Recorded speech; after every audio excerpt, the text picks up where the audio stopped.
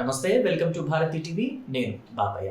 అక్కడ శశికళ, ఇక్కడ అంబటి, మంగమ్మ శబధారు అని చెప్పేసి ఈ వీడియోకి నేను ఒక టైటిల్ పెట్టాను. అసలు సంబంధం లేకుండా శశికళకి, అంబటి రాంబాబుకి లింక్ ఎలా పెట్టావు అని చెప్పేసి మీరు నన్ను అడగచ్చు. ఆ డీటెయిల్స్ అన్నీ కూడా ఈ వీడియో ద్వారా నేను మీకు తెలియజేస్తాను. ఎక్కడా స్కిప్ చేయకుండా ఎండ్ వరకు చూడండి. తమిళనాడులో జయలలిత, ఇక్కడ అంబటి రాంబాబు ఇద్దరు వేరు వేరు పార్టీలకు చెందిన వాళ్ళు. అసలు ఇప్పుడు నాకు తెలిసి అయితే ఏఐడిఎంకేలో శశికళ లేనే లేదు అని చెప్పేసి నేను అనుకుంటున్నాను. కానీ ఒకప్పుడు ఏఐడిఎంకే అధినేత్రిగా జయలలిత ఉన్నప్పుడు, ఆవిడ సీఎంగా ఉన్నప్పుడు శశికళే షాడో సీఎంగా ఉండేది. ప్రతి ఒక్క విషయంలోనూ శశికళ ప్రమేయం ఉండేది అని చెప్పేసి చెప్తూ ఉంటారు. ఇంకా అంత నమ్మిన జయలలిత, అంటే శశికళని పూర్తిగా నమ్మింది. తను ఏం చెప్తే అది చేసింది. పైగా శశికళకు కూడా పిల్లలు లేరు.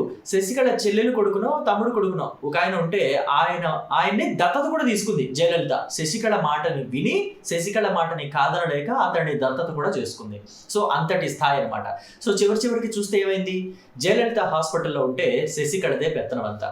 అక్కడ కూడా జయలలిత ఎప్పుడు ఉన్నారో ఎప్పుడు చనిపోయారో ఏమీ చెప్పకుండా ఇష్టానుసారంగా ప్రవర్తించింది శశికళ. పైగా తీరా పోయిన తర్వాత చాలా మంది మంత్రులు ఈ మధ్య బయటకు వచ్చి, అప్పట్లో ఏఐడిఎంకే పార్టీలో మంత్రుడిగా ఉన్నవాడు చాలా మంది ఈ మధ్య బయటకు వచ్చి, మేము అసలు జయలలితను చూడలేదు, మమ్మల్ని క్షమించాలి ప్రజలంతా కూడా, ఆవిడ మాతో మాట్లాడిందని, కాఫీ తాగుతుందని, ఇడ్లీ తింది అని చెప్పేసి మేమంతా చెప్పాం, అవన్నీ అబద్ధాలు, శశికళకి భయపడే మేము అలా చెప్పామని చెప్పేసి వాళ్ళు ఈ మధ్య చెప్పడం నిజంగా ఆశ్చర్యకరమైన విషయం.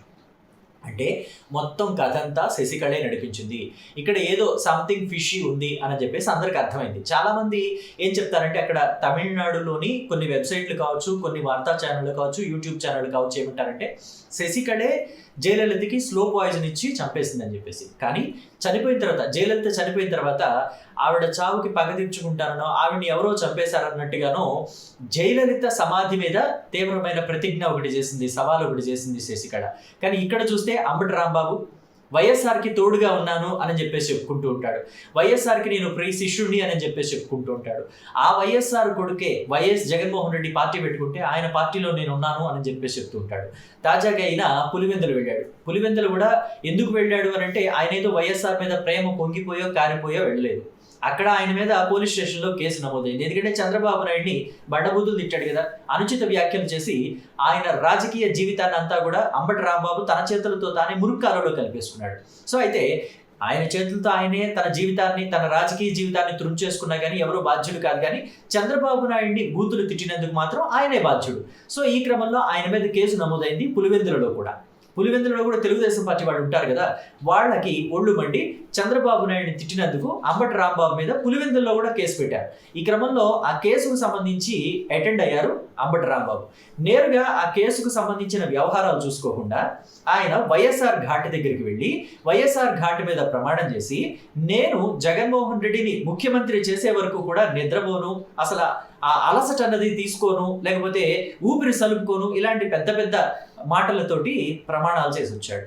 నిజానికి అంబటి రాంబాబు వైఎస్ రాజశేఖర్ రెడ్డిని ముఖ్యమంత్రిని నేనే చేశాను అన్నట్టుగా చెప్పుకునే ప్రయత్నం చేశాడు అక్కడ.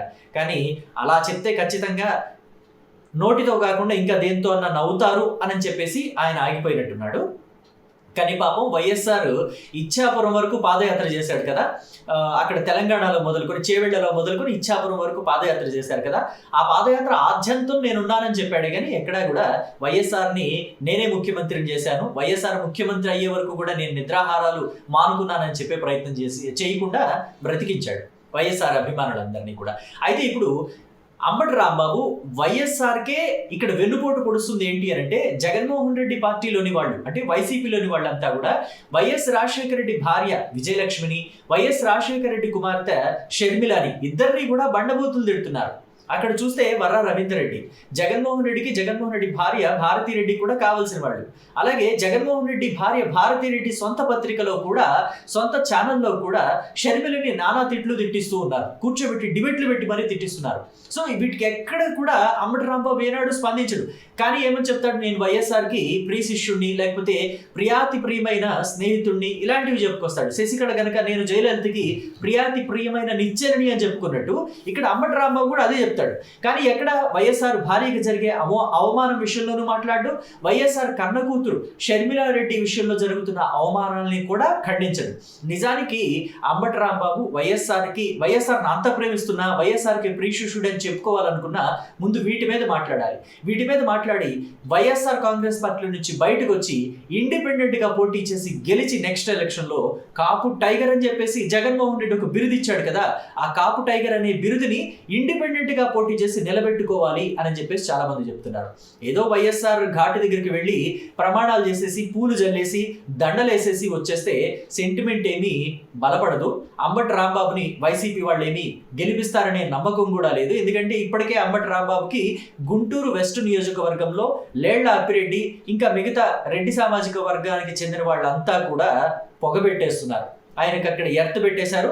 వచ్చే ఎన్నికల్లో ఆయనకు అక్కడ టికెట్ ఇస్తారా లేదా అనేది కూడా నమ్మకం లేదు అని చెప్పేసి పొలిటికల్ అనలిస్టులు లేకపోతే గుంటూరులోని పొలిటికల్ వర్గాలన్నీ కూడా మాట్లాడుకుంటున్నాయి. సో మరి అంబటి రాంబాబు ఈ రకంగా అయినా జగన్మోహన్ రెడ్డికి కొంచెం దగ్గర అవుదాము, తన తండ్రిని ఇక్కడ సమాధి దగ్గరికి వెళ్ళి ఆయన సమాధి మీద పూలు జల్లి దండలేసి ఇలా అంతా చేస్తే ఆయన ఏదో కరిగిపోతాడు అని చెప్పేసి అంబటి రాంబాబు అనుకుంటే పొరపాటే. జగన్మోహన్ రెడ్డి రాజకీయాలే, సెంటిమెంట్లే, స్నేహం స్నేహమే అన్నట్టుగా దేనికి వాటికే చూస్తాడు తప్ప అన్నింటినీ కలగలపడు అని చెప్పేసి చెప్తున్నారు. మరి ఏం జరుగుతుంది వచ్చే ఎన్నికల్లో ఏంటి అనేది చూడాలి.